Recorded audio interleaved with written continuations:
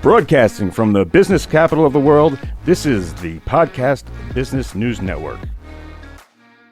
All right, everybody, we are back, and I'm joined by Douglas Brown. Douglas Brown is a motivational speaker, and he is an expert on when you want to sell your business, how to get there. Douglas, welcome back to the program. Always love to hear your take on things. Welcome back. Well, thank you, Casey. It's great to be on as always. Love our chats. And How was your Thanksgiving? hey, it was great. And yourself? Nice. It was good. The nephews came over. It was good. Yeah, it was good for me. We got my dad out of assisted living, and he came over to the house and really had a good time. So Awesome. All yeah. right.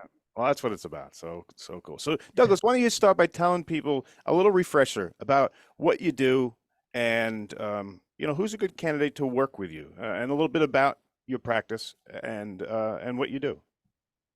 Yeah, great. So I am a business advisor, meaning I help business owners to manage their business in the direction that will make it more valuable to themselves now and more valuable when they do decide to exit it.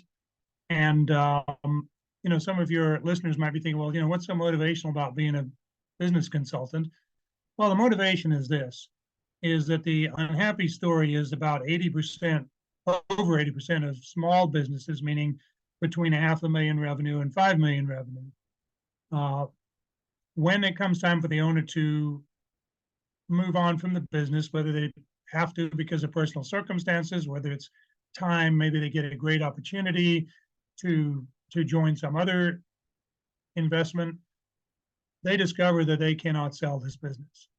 And 87% of them, they just end up closing their doors, walking away from years worth of labor with nothing to show for it other than whatever they put in the bank already. So the motivational part is you don't have to be in that 87%. And it's not hard to avoid being in it if you just take actions that are fairly simple and fairly affordable right now. Gotcha. And I can't get over that fact. Like you were you're talking about, somebody works their whole life and puts everything into this small business, and then 87% can't sell it. I know I want to ask you about today about how, or some things that we can do to make the business more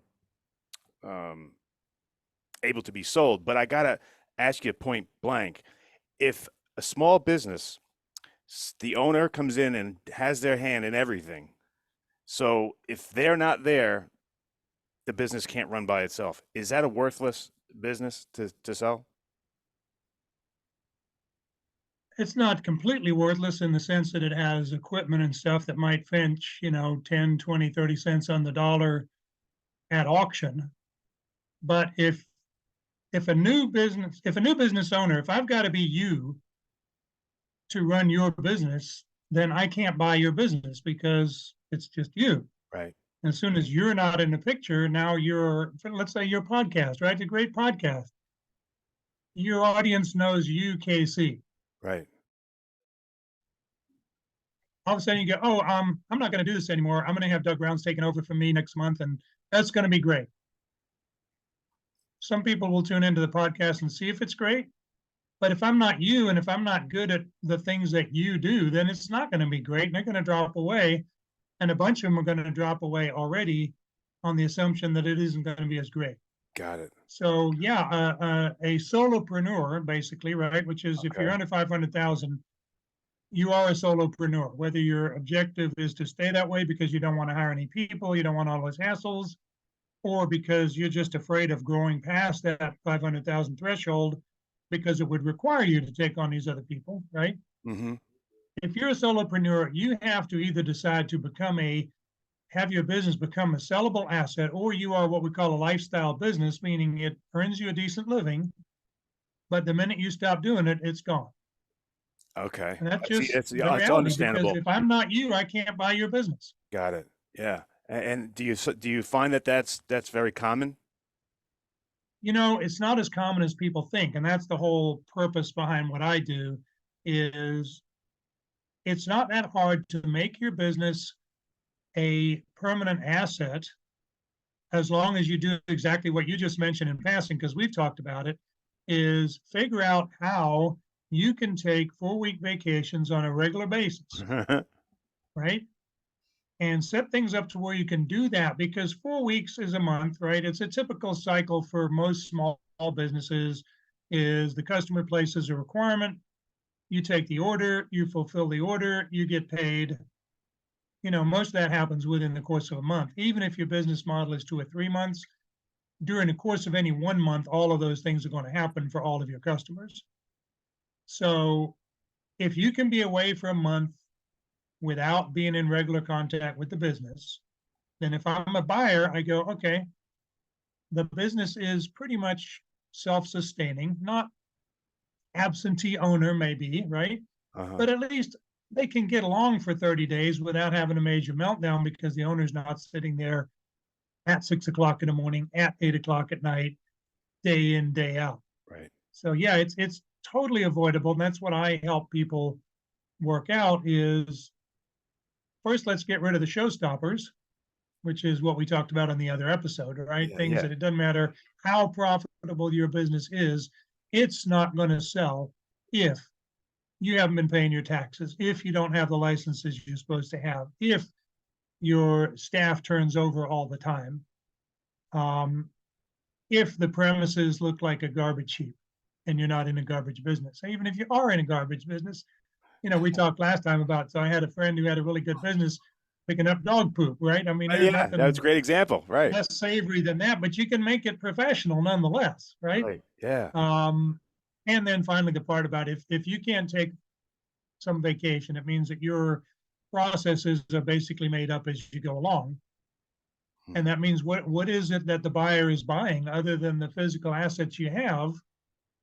Because if you don't have any processes in place, then the next day they've got to tell everybody what to do.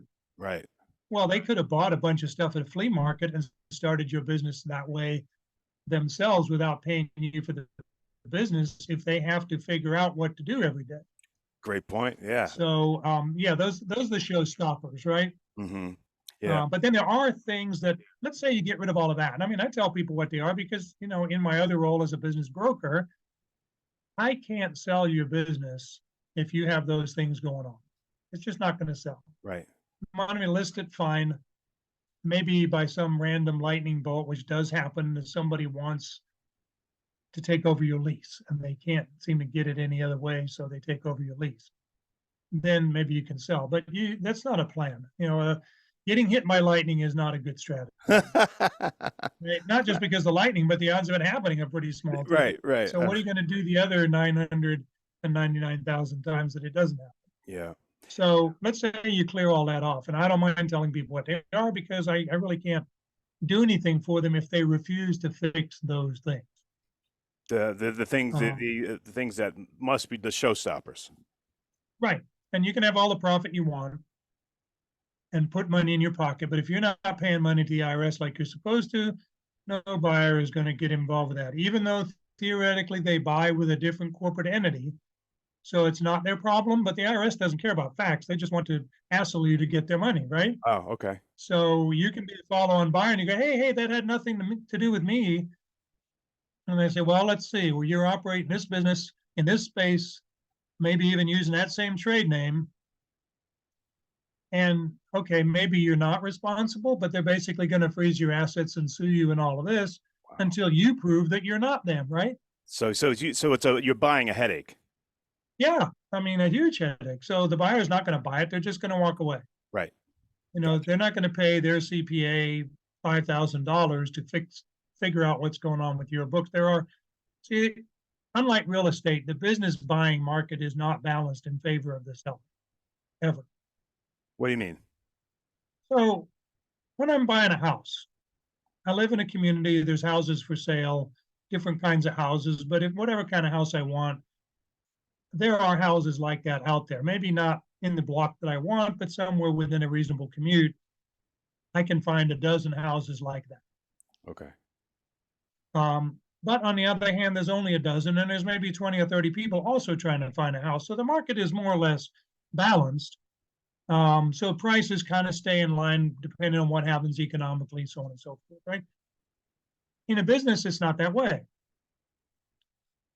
In a given community, unless you're in New York City, okay, where there's tens of thousands of businesses, but in a given community, there's a finite number that you can count, on your fingers, of businesses that do what that business does. Even in a good sized city, there's maybe a dozen florist shops. You're our fishing stores or some, whatever. Or fishing stores, or anything that, that's there. Because if there was too many, the competition would start driving them out.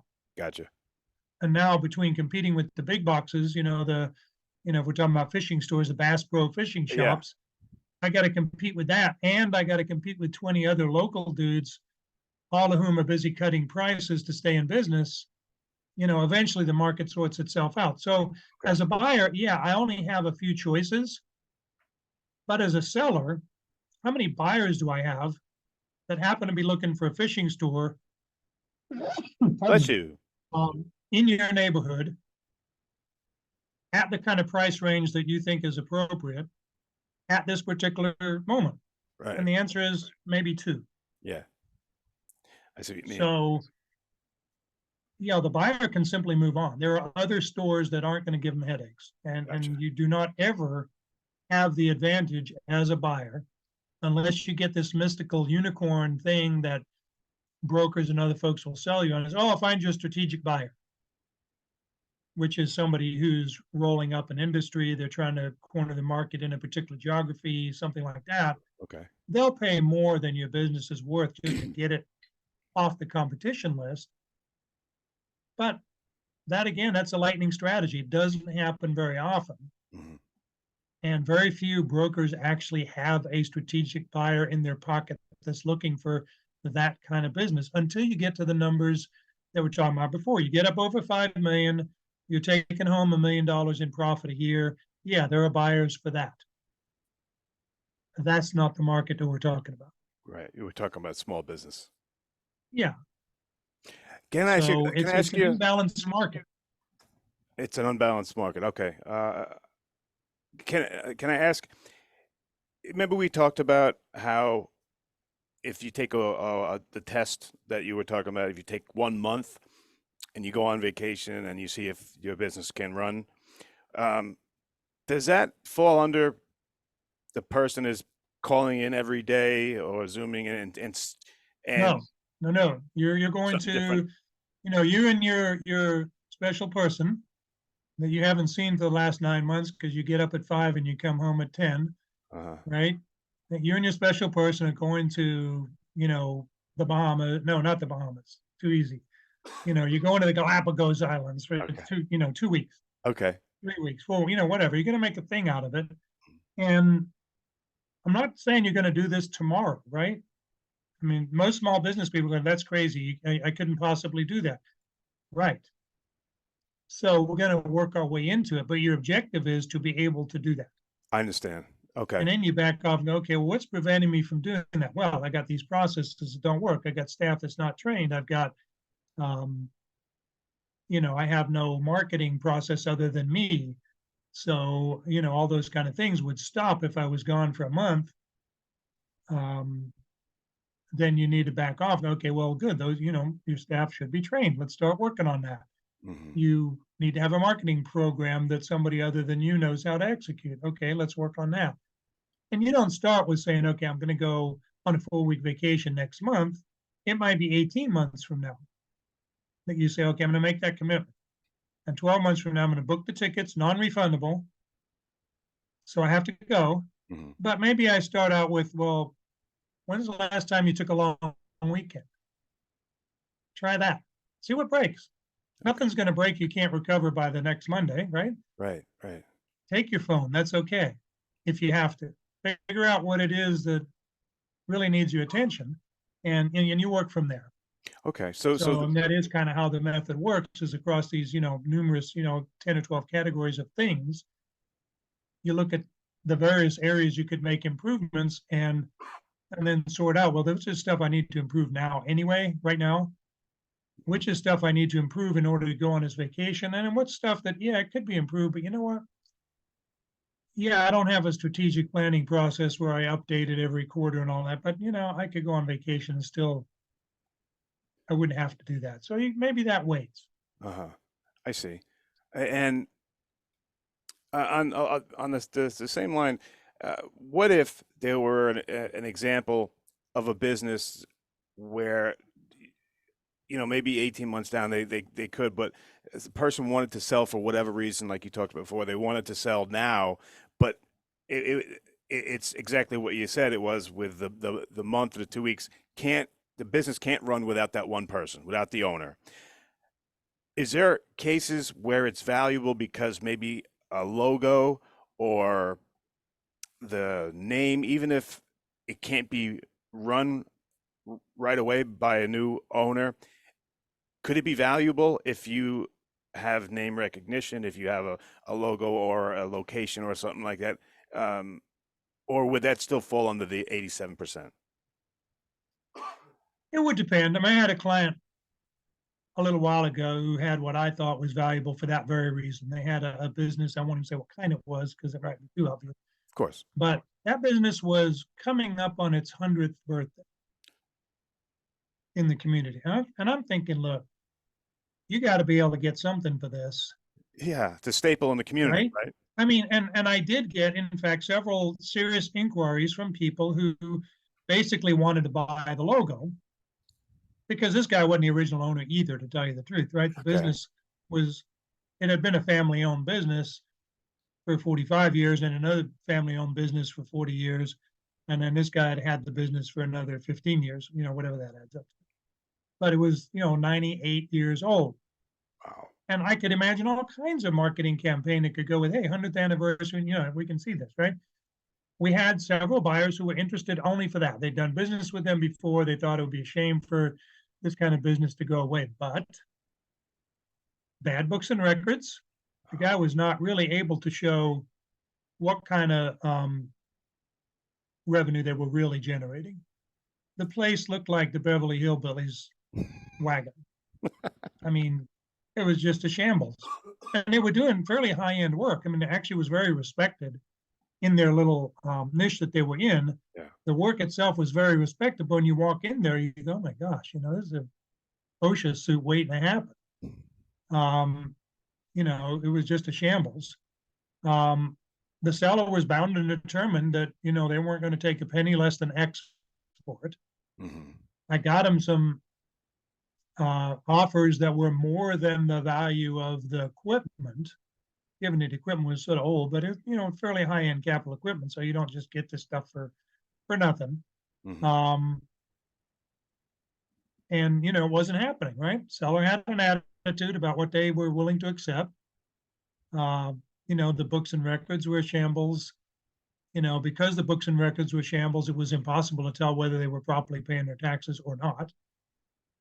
In the end, you could work out that the owner and their family members who were working in the business hadn't paid themselves a dime for a couple of years. They were, bless their hearts, were paying the work people to keep working there.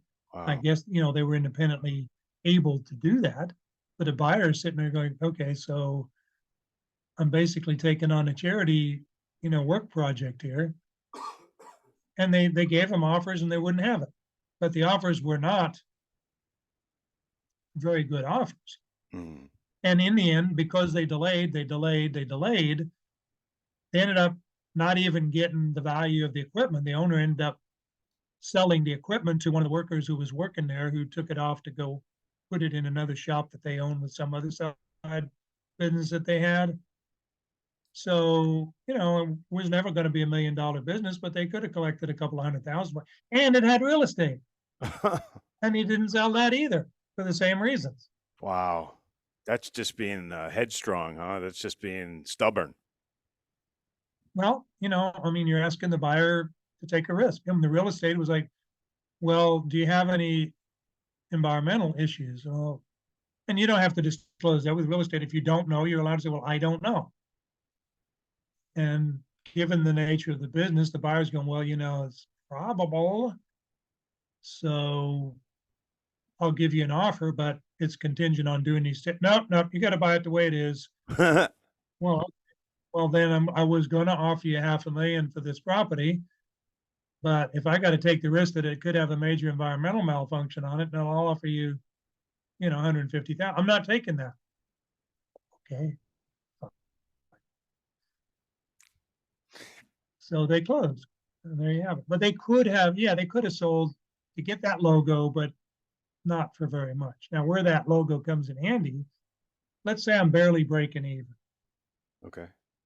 but I do have my books in order. I can show people what they're getting, and that there's value for the seller. Something like I'm just not a very good business person. I love doing the work I'm doing. I like consulting on how to set up a medical practice. I like fixing cars. I like painting houses, whatever it is, right? But I'm not very good at this other business stuff. So a buyer might go, okay, yeah, and to keep this business around, I'm willing to pay. And this is the part about the multiples we talk about, right? Yeah. Typically for a small business of the size we're talking about, the multiple is going to be somewhere between 1 times the net and 2.5 times the net. Okay. That's kind of the range. And if you're a marginal business, then you're going to be down on the 1 times the net. And if your net is only, $10,000, you're not going to get a lot for the business, over and above the inventory value of it. But that logo by itself could have pushed you up into a higher range just for that. I see. But it's not going to overcome the buyer going, so I have no idea how much money this business is really making, so I can't give you a multiple of nothing. I'm going to give you all the multiples you want of nothing. I don't know what kind of tax problems I'm going to run into. I don't know what kind of safety problems I'm going to run into. Yeah. A buyer, it's like, I love your sign, but I'm not paying you $200,000 for that sign. Gotcha. Yeah, that makes sense. Wow. How did you learn all this information? I mean, how did you? Because what your skill set is very rare. You know. How did you amass all of this expert advice at what you do? Well, I've stood on the shoulders of giants. I'll say that. I mean, I blush to be called an expert, but thank you. I did spend many years as a business management consultant. So I learned about how money works, the fact that, I mean, in the end, you follow the money, it'll take you almost anywhere you want to go. Tell you the story that you need to hear. You may not want to hear it, but it will tell you the story. I've done an awful lot of process improvement work over time. I will be the first to tell you that I am not a marketing champion. If your business has a marketing issue, I'll be happy to point that out to you.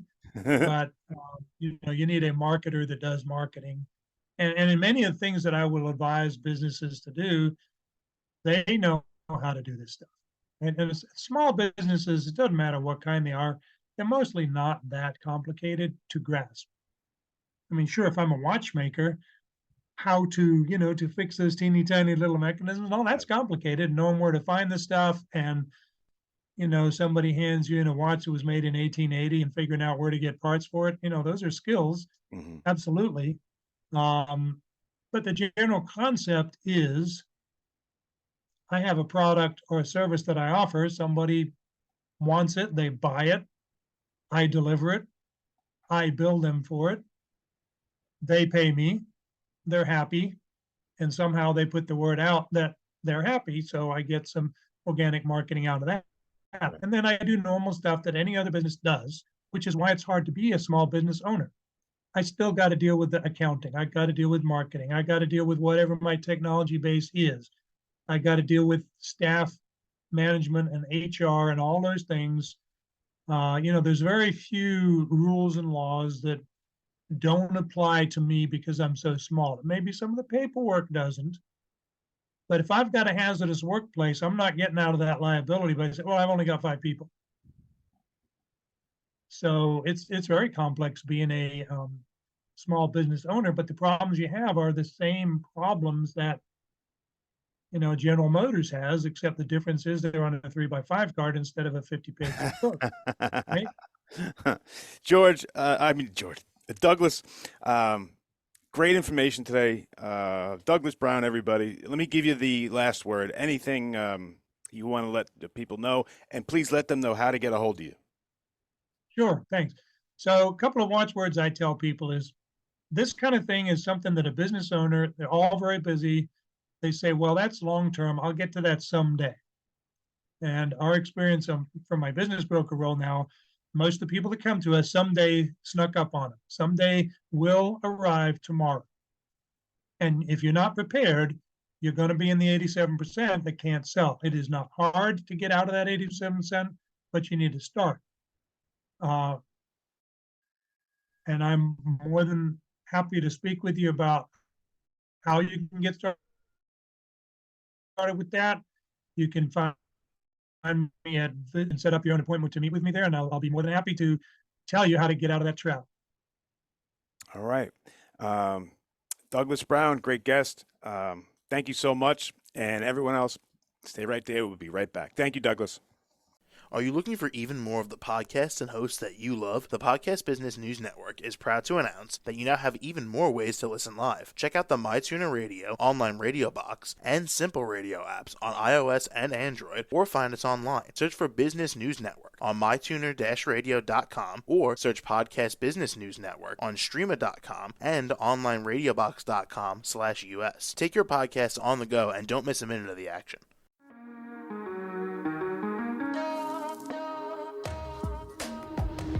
Broadcasting from the business capital of the world, this is the Podcast Business News Network.